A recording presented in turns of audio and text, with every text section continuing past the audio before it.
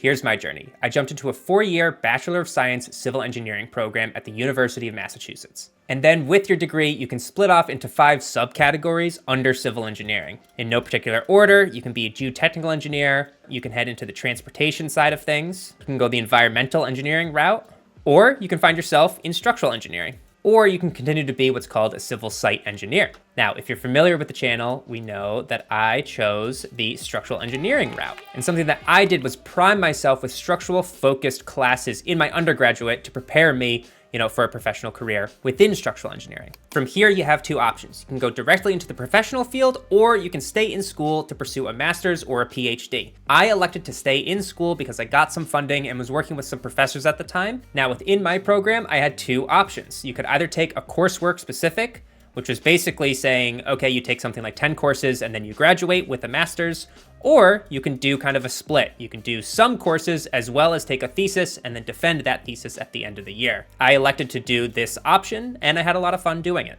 While you're in school, you're going to encounter your first major professional exam, the FE exam, or the Fundamentals of Engineering exam. This usually you take as early as junior year if you're here in the United States, or 3rd year if you're, universities around the world. I think that's what you call it. It's supposed to be a test that tests all of the cumulative knowledge that you've learned over the 4 years in your undergraduate degree. And an undergraduate degree is completely fine. You do not need a master's to take the FE exam. When looking for your first professional job, employers are typically in the US looking for 2 things. They're looking for your diploma from school as well as that you had passed the FE exam. You don't always need both of these things, but oftentimes if you're looking for a conventional job in the civil/structural engineering fields, you'll need both of these things.